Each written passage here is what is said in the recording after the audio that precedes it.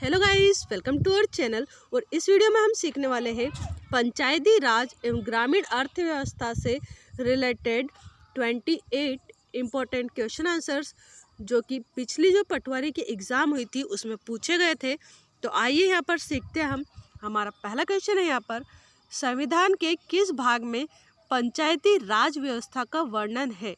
तो संविधान के भाग 9 में पंचायती राज एवं व्यवस्था का वर्णन है। दूसरा क्वेश्चन है यहाँ पर, पंचायती राज व्यवस्था किस पर आधारित है? तो यह जो व्यवस्था है वो सत्ता के विकेंद्रीकरण पर आधारित है। नेक्स्ट क्वेश्चन है, किसके अंतर्गत पंचायती राज व्यवस्था का वर्णन है? तो नीति निर्देशक जो सिद्धांत है इसके अंतर्गत पंचायती राज व्यवस्था का वर्णन है। संविधान के किस संशोधन के द्वारा पंचायती राज संस्थाओं को संवैधानिक दर्जा दिया गया था? तो संविधान में जो 75वां नंबर का जो संविधान संशोधन हुआ था उसके द्वारा पंचायत को संवैधानिक दर्जा दिया गया था। नेक्स्ट क्वेश्चन है, 75वें संविधान संशोधन में कौन सी अनुसूची को जोड़ा गया था? तो इस संशोधन में 11वीं अनुसूची को जोड़ा गया था। पंचायती राज का मुख्य उद्देश्य क्या है?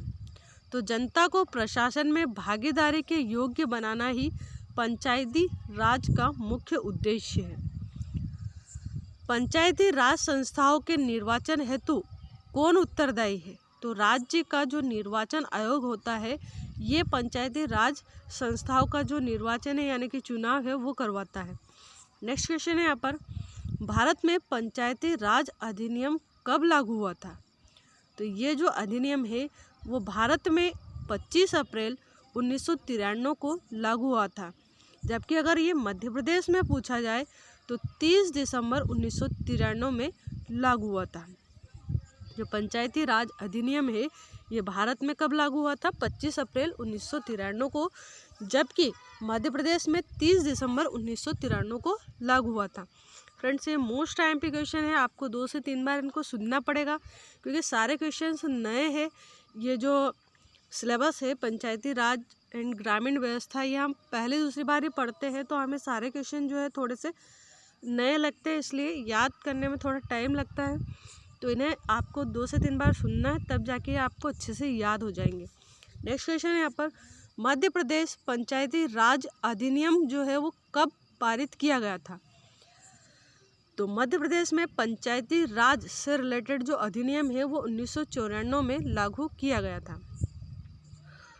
पूर्ण रूप से पंचायती राज अधिनियम कब लागू किया गया था? अगर इसकी डेट भी पूछे तो 20 अगस्त 1994 को पूर्ण रूप से पंचायती राज अधिनियम मध्य प्रदेश में लागू किया गया था। नेक्स्ट क्वेश्चन है, ग्राम पंचायत के लिए गांव की जनसंख्या कितनी होनी चाहिए? तो किसी भी गांव में अगर 1000 से अधिक लोग निवास करते हैं तो वहां पर ग्राम पंचायत बना दी जाती है। नेक्स्ट क्वेश्चन है यहाँ पर, मध्य प्रदेश में ग्राम पंचायतों की संख्या कितनी है? तो मध्य प्रदेश में लगभग 23,043 ग्राम पंचायतें हैं। ग्राम पंचायत का जो मुखिया होता है वो कौन होता है? तो गांव का जो सरपंच होता है वो ग्राम पंचायत का मुखिया होता है। सरपंच का जो निर्वाचन होता है यानी कि चुनाव होता है वो किसके द्वारा होता है? तो जनता इसमें प्रत्यक्ष रूप से वोट डालती है, यानी कि जनता के प्रत्यक्ष रूप से निर्वाचन के द्वारा ग्राम के जो सरपंच है उसका चुनाव किया जाता है। नेक्स्ट क्वेश्चन है, जनपद पंचायत के लिए जनसंख्या कितनी होनी चाहिए? तो अगर 5000 से अधिक आबादी किसी पर्टिकुलर एरिया में निवास करती है तो वहाँ पर जनपद पंचायत बना दी जाती है। नेक्स्ट क्वेश्चन है, जनपद पंचायत में जो सदस्य काम करते हैं उनकी संख्या कितनी होती है मेनली? तो 10 से 25 सदस्य होते हैं किसी भी जनपद पंचायत में मुख्य रूप से। नेक्स्ट क्वेश्चन है, जिला पंचायत के लिए जनसंख्या कितनी होनी चाहिए? तो किसी पर्टिकुलर एरिया में अगर 50,000 तक जनसंख्या हो जाती है तो वहाँ पर जिला पंचायत बना दी जाती है। नेक्स्ट क्वेश्चन है यहाँ पर, जिला पंचायत में सदस्यों की संख्या कितनी होती है? तो अगर जिला पंचायत में सदस्यों की संख्या पूछे तो 10 से 35 होती है, जबकि जनपद पंचायत में अगर पूछी जाए तो यहाँ पर 10 से 25 होती है। नेक्स्ट क्वेश्चन है, जिला पंचायत के पदेन सदस्य कौन कौन होते हैं? तो जो जिला पंचायत होती है उसके जो पदेन सदस्य होते हैं वो जनपद पंचायत के अध्यक्ष होते हैं, विधायक होते हैं और सांसद होते हैं। ये सब जो है वो जिला पंचायत के पदेन सदस्य होते हैं। कौन कौन है? जनपद पंचायत के अध्यक्ष, विधायक और सांसद। नेक्स्ट क्वेश्चन है यहाँ पर, मध्य प्रदेश में 73वें संविधान संशोधन के तहत विधिवत पंचायती राज की स्थिति को प्रारंभ हुआ? तो मध्य प्रदेश में जो 73वां संविधान संशोधन हुआ था उसके तहत विधिवत पंचायती जो राज है वो 20 अगस्त 1994 से लागू हुआ था, प्रारंभ हुआ था यहाँ पर, है ना। नेक्स्ट क्वेश्चन है, पंचायत पदाधिकारियों के खिलाफ अविश्वास जो प्रस्ताव लाने की समय सीमा है वो हाल ही में वृद्धि की गई और अब ये जो समय सीमा है वो कितनी है? तो 2.5 वर्ष है। पंचायत में जो पदाधिकारी होते हैं वो अगर ठीक से काम नहीं करते हैं तो उन्हें हटाने के लिए अविश्वास प्रस्ताव लाया जाता है। तो कितने समय में लाया जा सकता है? तो वो 2.5 वर्ष के अंतराल में लाया जा सकता है। नेक्स्ट है, मध्य प्रदेश में ग्राम सभा के सदस्य कौन होते हैं? तो ग्राम पंचायत में सम्मिलित गांव के जो सभी वयस्क होते हैं ये ग्राम पंचायत या ग्राम सभा के सदस्य होते हैं मध्य प्रदेश में।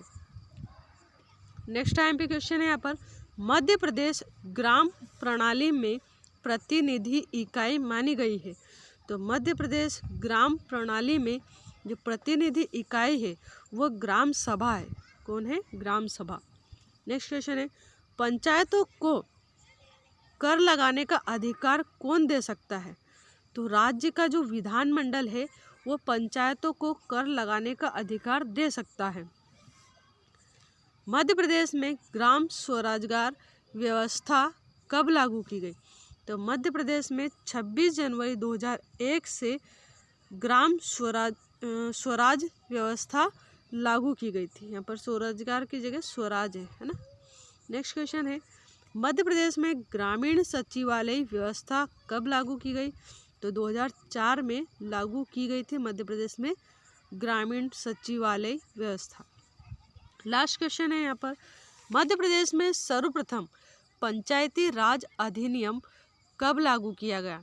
तो मध्य प्रदेश में सर्वप्रथम पंचायती राज अधिनियम जो है वो 1962 में लागू किया गया था। तो फ्रेंड्स ये था हमारा फर्स्ट प्रैक्टिस सेट या फर्स्ट सेट यहाँ पर क्वेश्चन आंसर्स का, जो कि पंचायती राज एवं ग्रामीण अर्थव्यवस्था से संबंधित था। आई होप आपको क्वेश्चन अच्छे लगे होंगे। अगर वीडियो अच्छा लगे तो चैनल को सब्सक्राइब एंड वीडियो को लाइक करना नहीं भूलिएगा। And thank you so much for watching this channel. Thank you.